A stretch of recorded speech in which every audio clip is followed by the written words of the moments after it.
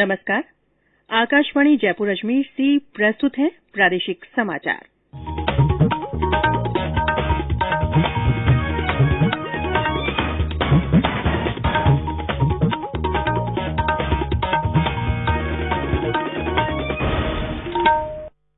मुख्य समाचार।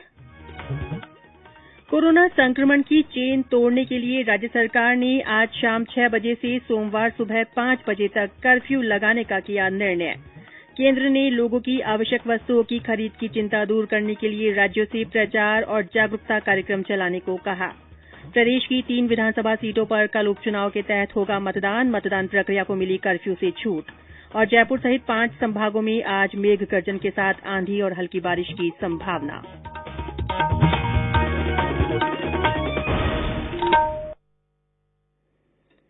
समाचारों के साथ मैं रितिका गुप्ता।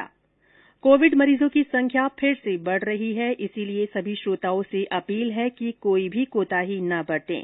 सभी सुरक्षा उपायों का पालन करें और 45 वर्ष से ऊपर के सभी लोग निसंकोच टीका लगवाएं। व्यक्तिगत स्वच्छता और साफ सफाई का ध्यान रखें, सुरक्षित रहें और इन 3 आसान उपायों का पालन करें। मास्क पहनें, 2 गज दूरी है जरूरी, सुरक्षित दूरी बनाए रखें, हाथ और मुंह साफ रखें। और अब समाचार विस्तार से। प्रदेश में कोरोना की चेन तोड़ने के लिए राज्य सरकार ने इस वीकेंड पर प्रदेश भर में कर्फ्यू लगा दिया है। मुख्यमंत्री अशोक गहलोत की अध्यक्षता में कल रात जयपुर में हुई बैठक में यह निर्णय लिया गया। निर्णय के अनुसार आज शाम 6 बजे से सोमवार सुबह 5 बजे तक कर्फ्यू रहेगा। मुख्यमंत्री अशोक गहलोत ने एक ट्वीट संदेश में लोगों से कर्फ्यू के दौरान सहयोग की अपील की है। उन्होंने कहा कि कर्फ्यू के दौरान पहले से चल रहे छूट की श्रेणी वाली सेवाओं में फल, सब्जी, दूध, एलपीजी और बैंकिंग सेवाओं को शामिल किया गया है। उन्होंने कहा कि प्रदेश में कोरोना के मामले बढ़ने के कारण ये फैसला लिया गया है। इस बीच राज्य सरकार के पूर्व निर्णय के अनुसार राज्य भर में आज से रात्रिकालीन कर्फ्यू की अवधि शाम 6 बजे से सुबह 5 बजे तक रहेगी।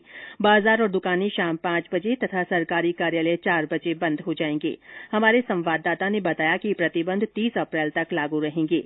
विवाह और निजी समारोह में 50 अतिथियों को शामिल होने की अनुमति होगी। इसके लिए उपखंड मजिस्ट्रेट को पूर्व सूचना देना अनिवार्य होगा। अंतिम संस्कार में 20 से ज्यादा लोग शामिल नहीं हो सकेंगे।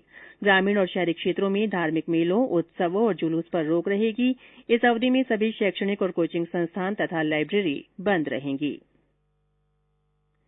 केंद्र सरकार ने राज्यों और केंद्र शासित प्रदेशों से लोगों द्वारा घबराहट में आवश्यक वस्तुओं की खरीद की चिंता दूर करने के लिए प्रचार और जागरूकता कार्यक्रम चलाने को कहा है। आवश्यक वस्तुओं की आपूर्ति बनाए रखने के मुद्दों पर ग्राहकों के लिए एक हेल्पलाइन नंबर भी तैयार करने को कहा गया है।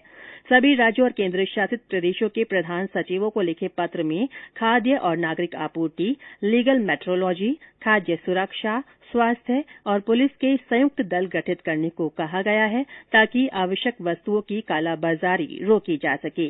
ये भी सुनिश्चित करने को कहा गया है कि जरूरत की वस्तुओं के मूल्य न बढ़े और ये उचित दाम पर मिले, जब तक कि कच्चे माल के दाम बढ़ने पर इनकी कीमतें बढ़ाना जरूरी न हो।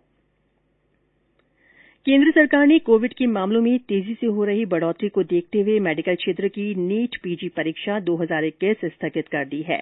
परीक्षा की अगली तारीख की घोषणा स्थिति की समीक्षा के बाद की जाएगी।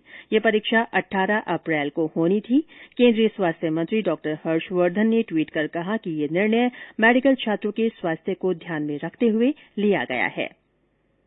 केंद्र ने भारतीय पुरातत्व सर्वेक्षण के अंतर्गत सभी केंद्र संरक्षित स्मारकों, स्थलों और संग्रहालयों को तुरंत बंद करने का निर्णय लिया है। संस्कृति मंत्री प्रहलाद पटेल ने एक ट्वीट संदेश में कहा कि ये स्मारक 15 मई तक बंद रहेंगे। केंद्र की ओर से कोरोना के प्रति जागरूकता लाने के लिए जन आंदोलन चलाया जा रहा है। इसी के तहत आकाशवाणी जयपुर के समाचार बुलेटिनों में प्रसारित की जा रही विशेष श्रृंखला जनता का संदेश, जनता के नाम में सुनिए हमारे श्रोता का संदेश।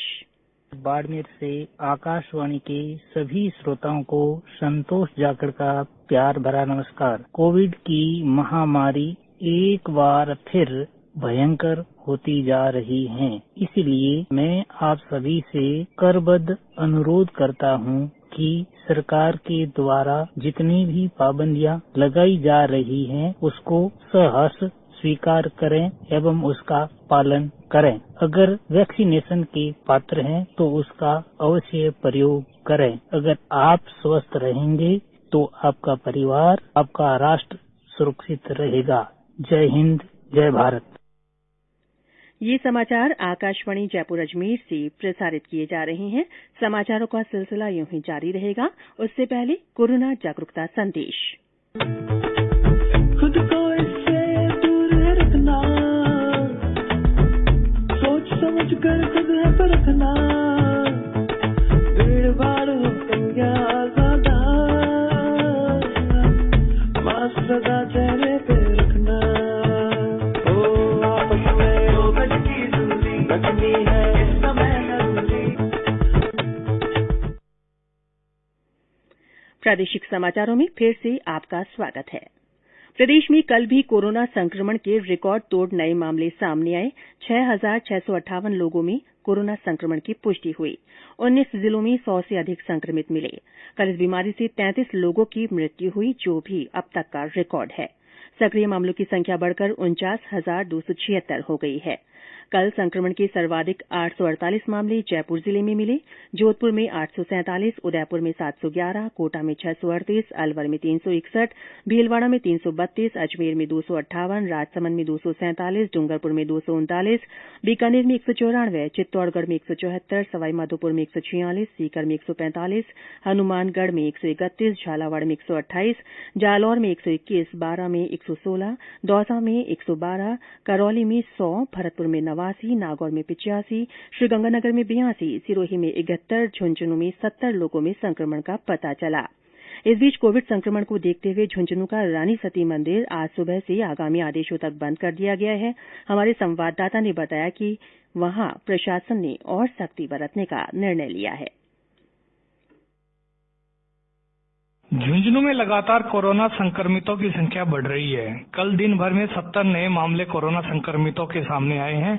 वहीं खेतड़ी ब्लॉक के एक ही गांव रसूलपुर के एक ही मोहल्ले से 26 नए कोरोना संक्रमितों के आने के बाद जिला कलेक्टर यूडी खान ने पूरे गांव में निषेधाज्ञा 144 को 20 अप्रैल की मध्य रात्रि तक लागू कर दिया गया है। साथ ही पूरे गांव में अनावश्यक आवाजाही पर पूर्णतः रोक लगा दी है। जिला कलेक्टर ने बताया कि जब तक पूरे गांव का सर्वे और सैंपलिंग का काम पूरा नहीं हो जाता तब तक रसूलपुर गांव में निषेधाज्ञा 144 लागू रहेगी। संदीप केडिया, आकाशवाणी समाचार, झुंझुनू। उधर सवाईमाधोपुर से हमारे संवाददाता ने बताया कि जिले में प्रशासन के साथ विभिन्न संगठन भी संक्रमण पर काबू पाने के लिए सहयोग कर रहे हैं।